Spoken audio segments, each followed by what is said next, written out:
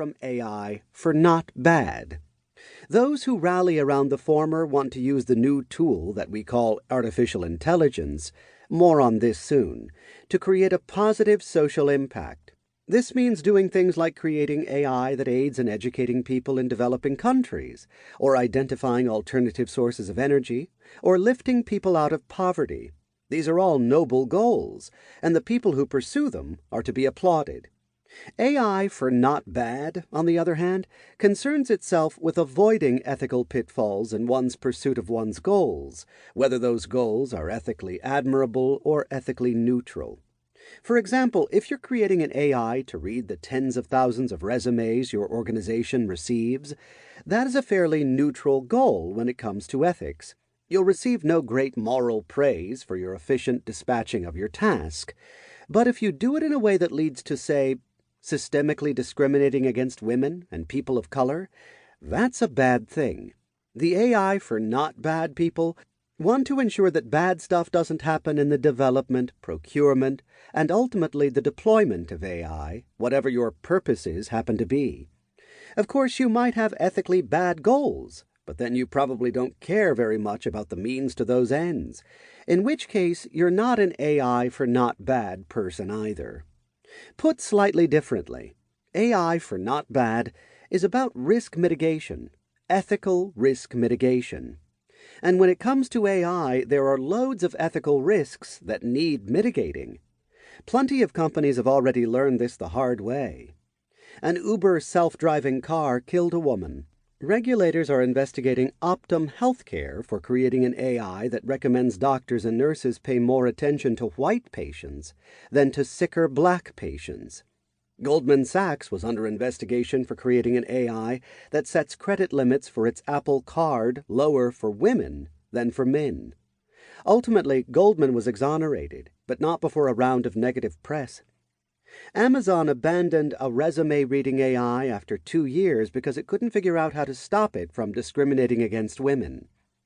Facial recognition companies have faced bans by cities across the country and a raft of negative press. Northpoint created AI software that systematically discriminates against black people in determining risk ratings for crime that affected judges' sentencing and bail decisions. Facebook, well, there's just a lot there. The list goes on. And what one sees is that ethical risks are not only bad in themselves, or more specifically bad for the people who are wronged by the ethically disastrous effects of AI gone bad, but also pose significant reputational, regulatory, and legal risks. What's particularly alarming is that the risks are always large in scope precisely because AI operates at scale. That's one of the reasons for developing AI in the first place. It does tasks in mere seconds that would take humans hundreds of hours. It can do a lot of calculating, fast. That means when an ethical risk is realized, it never affects just one person. Rather, it affects the massive set of people with whom you deploy it. Everyone who applies to that job or applies for a mortgage or loan, anyone in the path of your self-driving car, anyone your facial recognition camera spots, anyone who sees or does not see your job ad in cases of discrimination, anyone at your hospital who is diagnosed by AI software, anyone your AI directs you to market to, and on and on. So, given the scope of potential applications for AI, which is enormous, the rate at which AI scales, which is blinding, and the array of things that can go ethically wrong in the development and deployment of AI, which is vast, one cannot help but ask the following questions.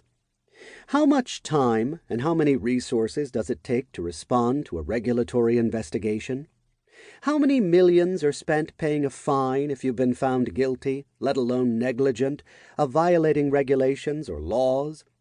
How many hundreds of millions of dollars does a brand need to spend to rebuild trust? That's why this book is for such a wide swath of people.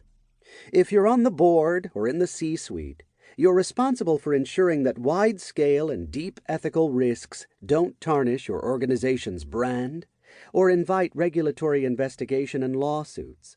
If you're a product owner or manager of an AI team, or you're an engineer or a data